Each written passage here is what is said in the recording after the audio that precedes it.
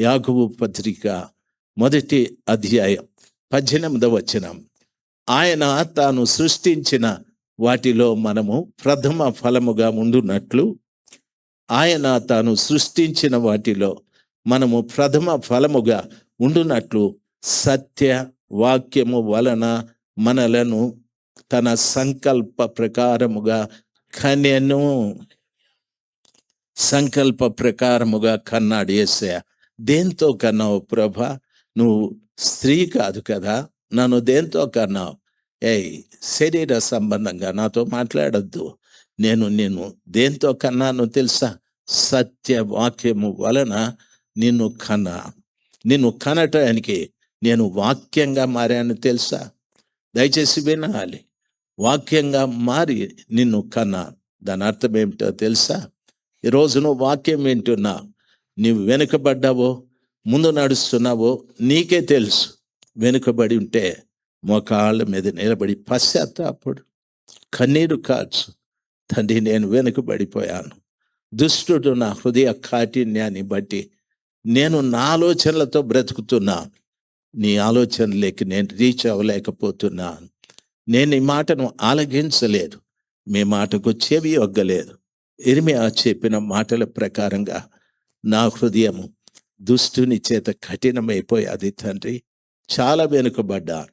సాతానుడు వాడు పడినప్పటి కాలంలోకి నిన్ను లాక్కెళ్ళిపోతాడు. సార్, ఈ సత్యాన్ని బాగా గమనించండి. దేవుడు ఏం చేస్తాడంటే, దయచేసి నాయన యాకోబు 1:18, దేవుడు ఏం చేస్తాడంటే వాక్యం సెలవిస్తుంది. ఆయన సృష్టించిన వాటిలో మనము ప్రథమ ఫలముగా ఉండునట్లు. ఏం సృష్టించాడు ఆయన? భూమిని, సముద్రాన్ని, సూర్యుని, చంద్రుని, ఆకాశ మండలం, నక్షత్ర మండలం, ఇవన్నీ సృష్టించాడు ఆయన. మనకు తెలిసి బైబిల్ చరిత్ర ప్రకారంగా 6026 సంవత్సరాలైంది సృష్టి ప్రారంభమై. 6026 సంవత్సరాలు. దయచేసి వినాలి. దేవుడు ఆయన సృష్టించిన వాటిలో నిన్ను ప్రథమ ఫలము అంటాడు. నువ్వు మొదటి కొడుకువే. ఎందుకంటే వాక్యము ద్వారా నిన్ను కన్నా. నేను వాక్యము చెప్పినప్పుడు అంతా నువ్వు పశ్చాత్తాపడ్డావు. నేను వాక్యం నీ బలహీనత చెప్పినప్పుడు అంతా ఏడ్చి, ఈ తప్పు నాలో ఉందని ఏడ్చి పశ్చాత్తాపడ్డావు. ప్రభు చెప్పే మాట. అందుకని ప్రభుల వారు అంటారు, నేను సృష్టించిన వాటిలో నిన్ను ప్రథమ ఫలంగా చేస్తానని ప్రభు సెలవిచ్చాడు. ఆయన సృష్టించిన వాటిలో ప్రథమ ఫలం అంటే ఏమో తెలుసా? మొదటివాడు అని. సార్, దేవుడు నిన్ను పైకెత్తి తీసుకువెళ్ళేటప్పుడు ఒక సీక్రెట్ చెప్తాను, మీరు వినండి. ఇప్పుడు సూర్యుడు ఎక్కడో, భూమి ఎంత, సూర్యుడు ఎంత అంటే భూమి 1:9 నిష్పత్తిలో ఉంది. భూమి ఎంత అయితే సూర్యుడు 9 అంతల పెద్దోడు. భూమి ఎంత అంటే 1:3 నిష్పత్తిలో ఉంది. భూమి ఇంత భూమి సముద్రం. భూమి ఎంత అయితే మూడంతలు పెద్దది సముద్రం. నీ సూర్యుడు 9 అంతల పెద్దోడు, సముద్రము 3 అంతల పెద్దది. ఏదైనా నిన్ను మింగేయచ్చు, ఎప్పుడైనా నిన్ను మింగేయచ్చు. ఈ భూమి ప్రభు చెప్పాడు, నీటి కొరకును అగ్ని కొరకును కనిపెడుతూ ఉంది. ఎప్పుడు నీటితో మునిగిపోతాదో, ఎప్పుడు ఈ భూమి మీద అగ్ని కురుస్తాదో తెలియదు. అయితే వీటిని ఒకటి ఆపుతూ ఉందని. ఎవరు ఆపుతున్నారు ప్రభువా అంటే సంఘం ఆపుతూ ఉంది. సంఘం పైకెత్తబడిన తర్వాత అంటే ముందు నడిచేటటువంటి బిడ్డల్ని ప్రభు తీసుకెళ్లేటప్పుడు ఏమవుతారో తెలుసా? సూర్యుడు ప్రక్కకెళ్ళిపోతాడు, చంద్రుడు ప్రక్కకెళ్ళిపోతారు, ఆకాశంలో మేఘాలు ప్రక్కకెళ్ళిపోతాయి, నక్షత్రాలు ప్రక్కకెళ్ళిపోతాయి, అక్కడున్న పాలపత్త ప్రక్కకెళ్ళిపోతారు. మేఘాలు దేవుని వాక్యం సెలవిస్తుంది, అన్ని ప్రక్కకెళ్ళిపోతాయి. మహాకాశాలు ప్రక్కకెళ్ళిపోతాయి. అన్నీ నీకు శిరస్సు వంచి నమస్కరిస్తాయి. అబ్బా ఆ గొప్ప మాట వింటే శరీరం ఎంత పులకిస్తాదో. 9 అంతలు పెద్దోడైన సూర్యుడు నాకు నమస్కరిస్తాడు.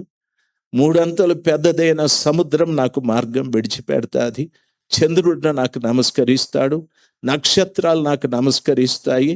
ఆ బైబిల్ చెప్తాది, మహాకాశములు పట్టజాలనంత మహిమ కలిగిన దేవుడు, ఆయన మహిమ కూడా ప్రక్కకెళ్ళి నీకు నమస్కరిస్తాది. ఎందుకో తెలుసా? సత్య వాక్యము వలన తన సంకల్పానుసారంగా వాక్యముతో నిన్ను కన్నాడు ఆయన. వాక్యముతో నిన్ను కన్నాడు. వాక్యము ఎప్పటిది అంటే బైబిల్ సెలవిస్తాది, ఆది అందు వాక్యం ఉండేను, వాక్యము దేవుని యొద్ద ఉండేను, వాక్యము దేవుడై ఉండేనని. ఆదిలో వాక్యం ఉంది, ఆ వాక్యముతో నిన్ను కన్నాడు. కానీ సృష్టి అంతటిలో నిన్ను ప్రథమ ఫలంగా చేస్తానని దేవుడు వాగ్దానం చేశాడు. నీ హృదయాన్ని కఠినం చేసుకుంటే, దుష్టత్వము చేత నీ హృదయం కఠినమైతే, నువ్వు చేసే ప్రార్థన సైతాన్ నుండి మొదలు పెడతాది. నీ జీవితం మారదు, నీ మాటలు మారవు, నీ ప్రవర్తన మారదు, నీ ఆలోచనలు మారవు, దేవునికి చెవి యొగ్గవు అని వాడు చెప్పిన వింటా ఉంటావు. ప్రతి ఒక్కటి, ఎవ్రీథింగ్ కంప్లీట్ బ్లాక్. యేసు ప్రభు దగ్గరికి ఏది వెళ్ళే ప్రసక్తి లేదు.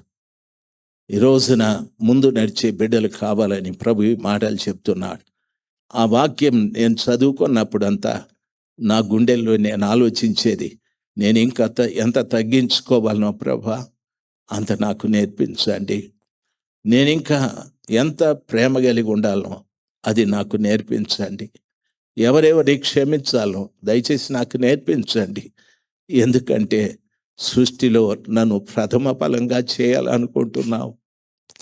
నేను మీతో పాటు వచ్చేటప్పుడు వాక్యము ద్వారా కనబడిన నాకు సూర్యుడు, చంద్రుడు, నక్షత్రాలు, మేఘాలు, మహిమ అన్నీ కూడా ప్రక్కకెళ్ళి నమస్కరిస్తాయి.